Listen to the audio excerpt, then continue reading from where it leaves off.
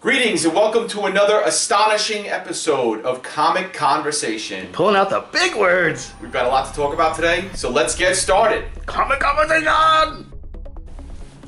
First up, we have Star Wars Darth Vader #1 by Kieran Gillen and Salvador LaRocha.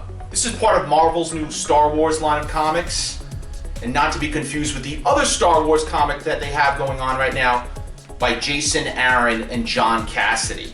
But I would suggest you read that book before you read this one, because the two stories sort of go hand in hand.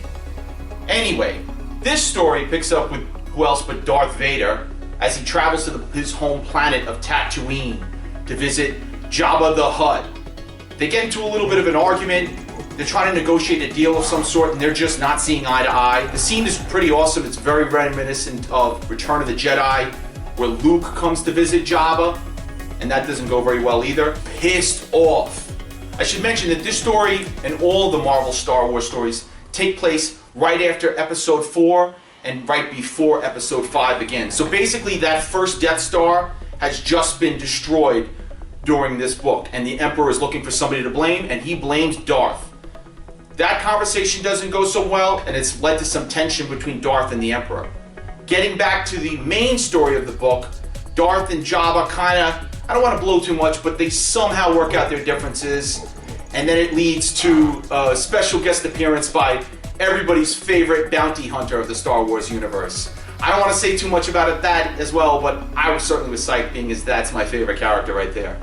Anyway, really good book, really nice looking book. Salvador LaRocha's pencils were just awesome. He gets a lot of hate on certain websites I frequent, and I'm not really sure why that is. I think he's awesome. I've liked his stuff back since his Iron Man days, and he does a really good job here. Gillen does a great job with the storyline too. I actually think it's a better written book than the other Star Wars book. The other Star Wars book feels more like a tribute, where this feels like its own thing. It's like they're paying respect to the source material, but it's definitely its own original storyline, and I really like it. So I'm going to be back for issue #2, and in the meantime, I'm going to give this one 4.5 capes. Great start to the story. Next up, Batman and Robin #39 by Peter Tomasi and Patrick Gleason. So Damian Wayne Robin has been through a hell of a lot in the past few years. First he was dead, and now he's been brought back to life by his father, Batman, Bruce Wayne. Basically, he's come back with a vengeance. He's got a whole line of superpowers. He's like a mini Superman, like a Superboy sort of thing, that he acquired from this Chaos Shard. It's a whole big thing when he was resurrected. Anyway, the past couple of issues have been following him while he tries out his new powers.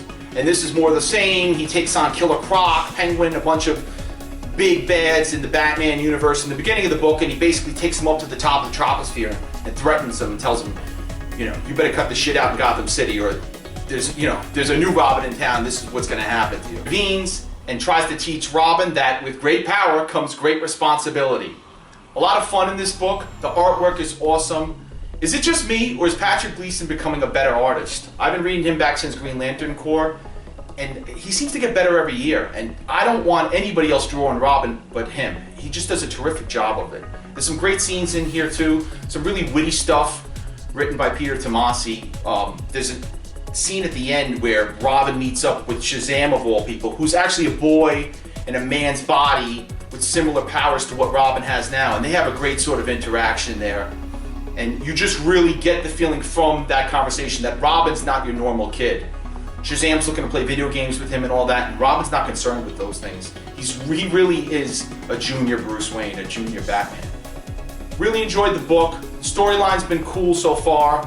Looking to see where they go next from here, and I'm gonna go ahead and give this one 4 capes as well. A lot of high ratings, but the books have been good. What can I say? If they're bad, I'll trash them, you know that, but these have been good. $1 Million Men is a story set in the very near future. It focuses on this Illuminati group called the Club.